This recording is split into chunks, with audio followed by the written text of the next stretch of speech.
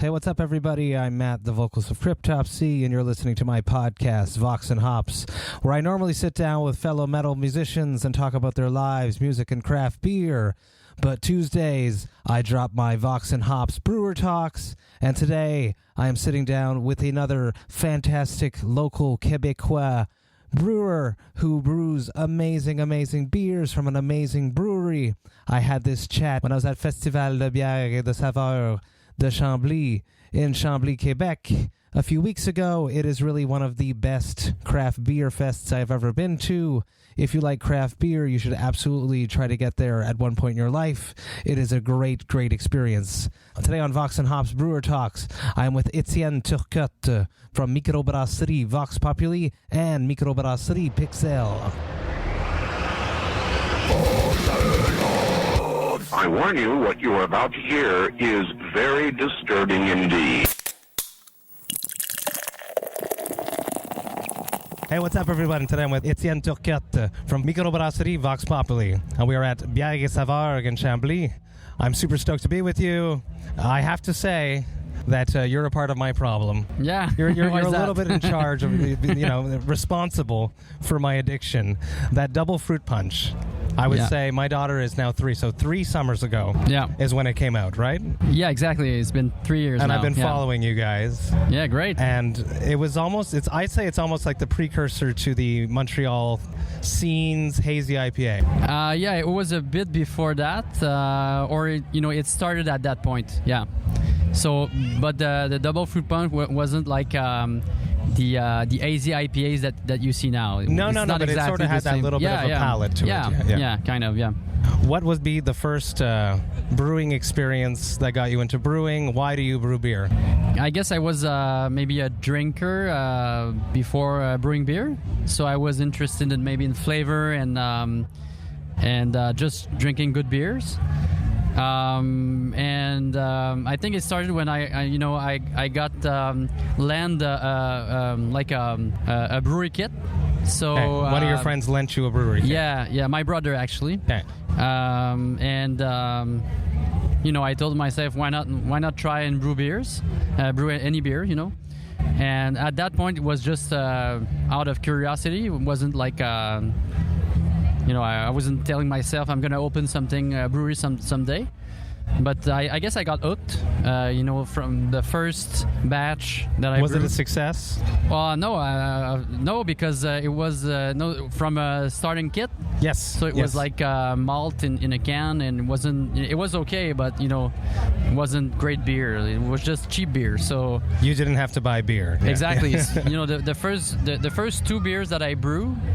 I didn't buy beers for about 3 months just because I was excited to brew beers at home. Were you like stubborn? You're like, I'm going to drink it all. Well, I was fascinated by the fact that I could brew beers it's a science. At home. Yeah. It's a science. It really is. So just the fact that I have like 65 beers in my closet, and it costs, I don't really remember what it costs, about a couple of cents, per beers. But that was really the beginning. I brewed like that for about a year and a half. After that, I brewed like from all grain, and I got equipped for a system that could brew all grain beers. And by that time, I was like, it became a passion, really. Yeah. When did Vox Populi come into creation? Is that something you were directly involved with? Yeah. So before that, it was called the Black Barn Brewery, which was like what I did at home. Vox Populi came when I decided to, let's say, go professional or have a business in brewing beers. So I changed the name because Black Barn wasn't a concept, was just a name. It's not something I thought of about the name. It was just something to brand it, put almost, a sticker on a beer and go to a, let's say, a beer fest or something like that. So I wanted to have something that defined professional beers from home brewing beers. Absolutely. So that's you why had to make the break. Got it. Yeah. So that came about. The first beer that came out on the market was in 2013, which was a beer that was brewed at Dunham Brewery, because I had won a contest, Labac, which was the first edition of Labac, which is like a home brewers contest. Oh, that's awesome. Yeah, so the prize, or the was to go do a collab with Dunham. Well, it wasn't a collab; it was the beer that won the contest. Oh, cool. So it was brewed at Dunham. So that was the first, I would say, commercial beer that came out, which I actually have now at Chambly. It's I'm gonna go taste it. Yeah. So what style of beer is that? Yeah, it's an IPA with Tasmanian pepper. Oh no, I know that. Yeah. No, I know that. Yeah. So that was the first beer that came out. After that, I did another beer at Dunham's facility, which was a Belgium triple, which was the Anna. Yes. A bit different. Came out a bit different. So dangerous. Yeah. So 8 and 9% ABV. It's 10, actually 10%. It sneaks right up on you. Yeah. So that was the second beer that came out on the market, and a couple years later, 2016, we started at Ashlag, and the rest is history, I guess. Yes. I love the. Let's taste this beer first. What are we drinking? Yeah. We're drinking... So now you have the new beer that we have, which is the Session Double Fruit Punch. Well, yes. Session Fruit Punch, because it's not a double. Yeah, exactly. And how important was it for you guys to get a session version out of this? I think it was just a no-brainer to have a series of based on the Double Fruit Punch, which is our best seller, and also a lot of people love that beer. So we decided to have a lighter version, because we know an 8% beer which drinks like an IPA, it can be dangerous. And, yeah. So instead of drinking 2 beers and be yeah, you're toasty. Almost drunk. Yeah, you're toasty. Yeah. So I decided to brew a lighter version, so it could be like maybe more.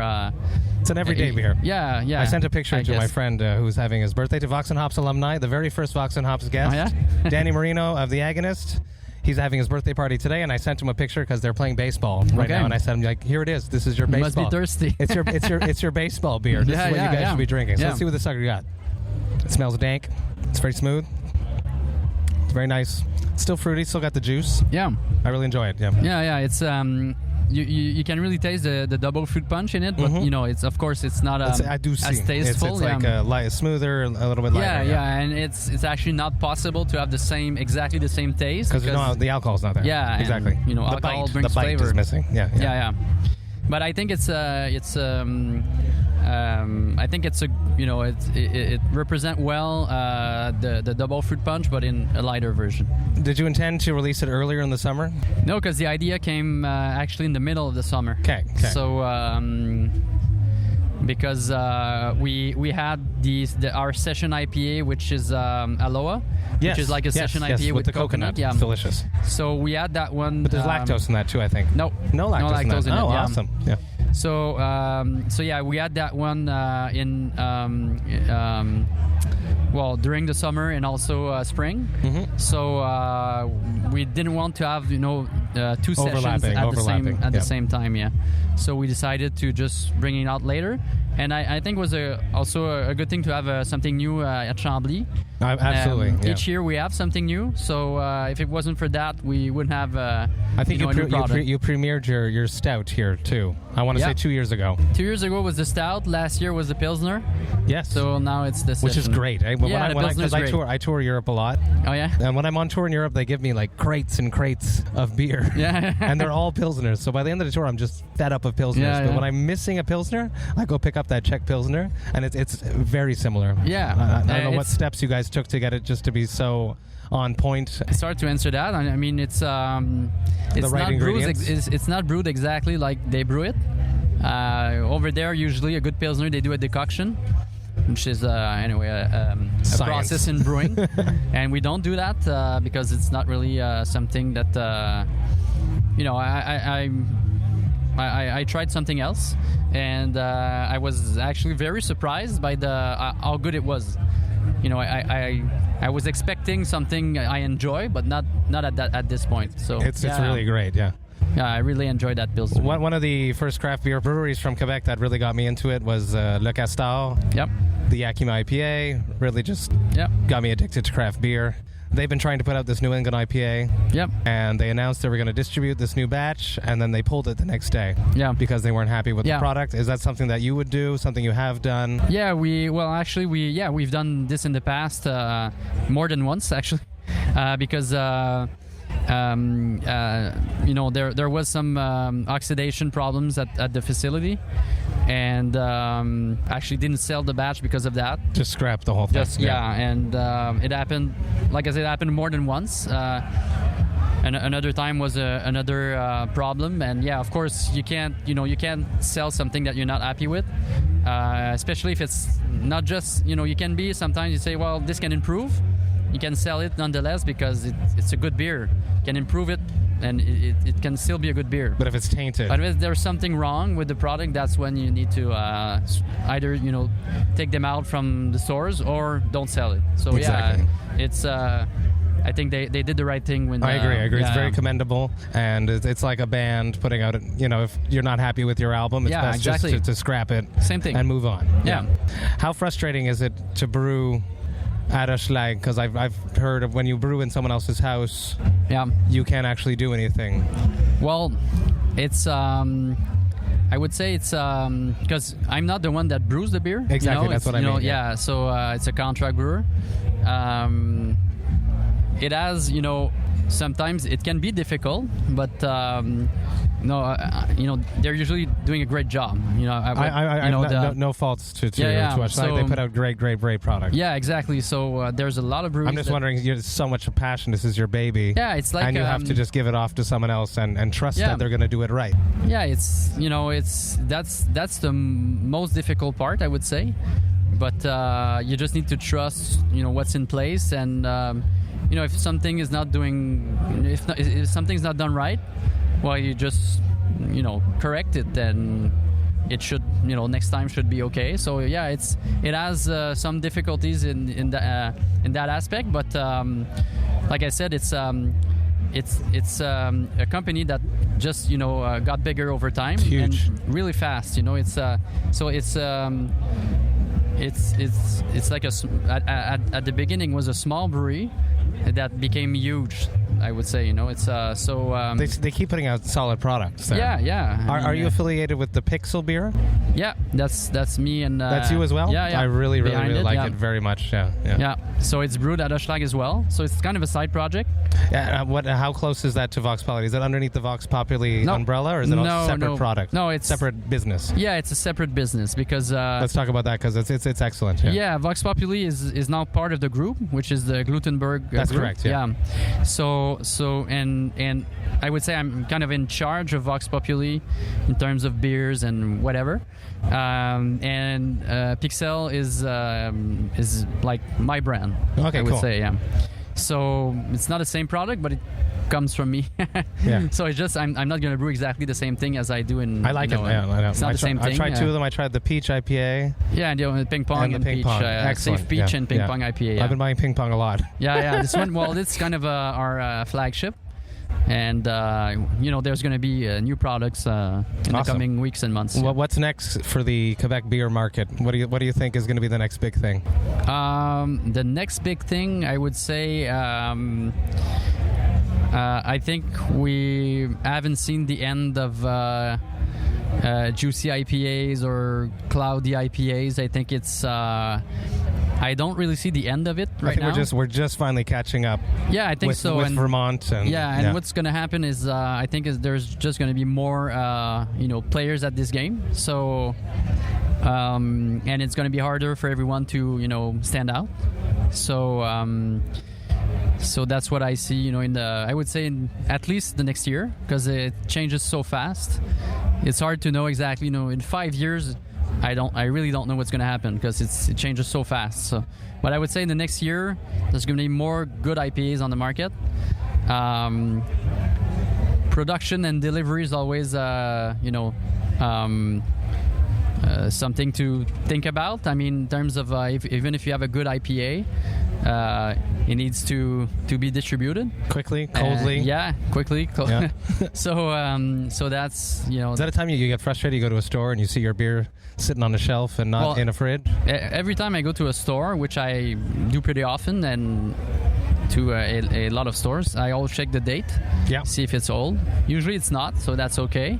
If it is, I just throw it in the garbage now. What we do is, if it's really old, like a couple months, of course we're gonna talk to the distributor and say, at this place, take out the product because it's too old. But usually it's okay, and I do look at the dates and also where it's situated. If it's not in a cold room or something like that. But there's so many products. I think it's normal for a store that sometimes there's not enough space. But usually, it's really better than 3 years ago. Absolutely. Yeah. So many stores they build fridge so they can put all the cans in the fridge. So that's really good. But if I see usually, if you see a couple of cans in the fridge, and you see like cases on the floor, that means that they bought a lot of cases.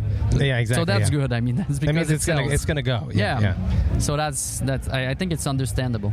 Vox and Hops. Normally, I ask this question to metal musicians, and I say it's all about beer. I can't say that with you because I know you like beer. Yeah. It's about metal too. So what metal do you listen to, or have you listened to in your life? I think it was more of a metal band at first, but I really enjoy 30 Seconds to Mars, which is now more maybe pop a bit. They change a bit. They incorporate a bit more electronic exactly. aspects to the music. But this band, I follow it. It's been about at least 10 years, at least. Jared Leto is a talented dude. Yeah, exactly. He's a great actor, and exactly. he's a good singer. Yeah. I like post rock because I listen to all kinds of things.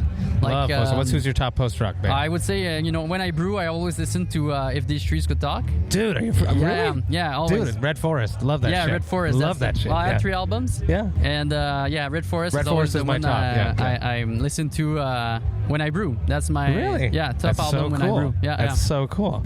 Yeah, so I enjoy post rock. I would say. One last question. What is your best of the worst beers? Best of the worst. If you have to pick like a commercial, big beer business beer. No, it wouldn't be a commercial beer because it's always clean, so it cannot be like the worst. Because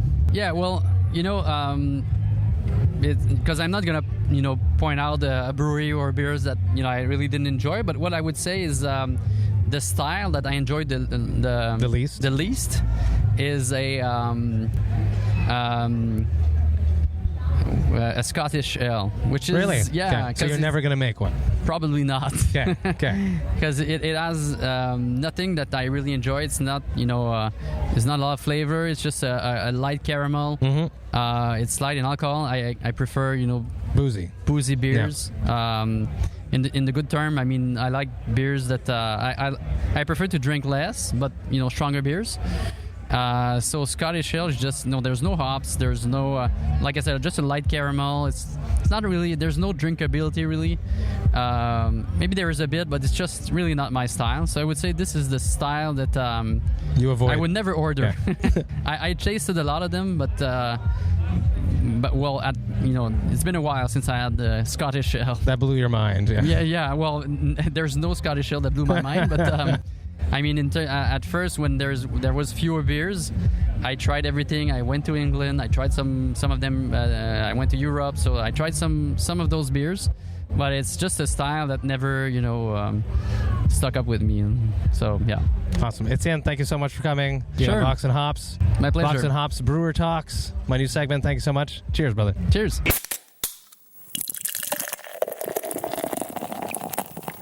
Hey, thank you all so much for listening right to the end. You know that I love and appreciate that.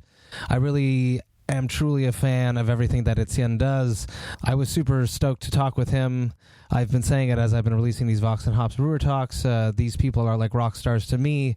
I frequently buy Vox Populi's products, and I really enjoy Microbrasserie Pixel's Ping Pong IPA, which we talked about during this interview. A huge shout out to Etienne, and one day in the future, I'd love to get that Vox&Hops Populi or Vox Populi Hops. I'd be super honored to have a collaboration beer with Vox Populi, one of the breweries that really got me addicted to craft beer up here in Quebec. So huge shout out to Etienne. Thank you so much. And I'm looking forward to hanging out again. I hope you guys had a great weekend. I really did. I had a great time at the Voivod Revocation, Psychroptic, Conjurer, Skeletal Remains show. I did a bunch of interviews with 4 people. Super excited to get those out to all of you. It was a great night, and there's a whole bunch more concerts coming up here to Montreal, so I have a whole bunch more content coming at you.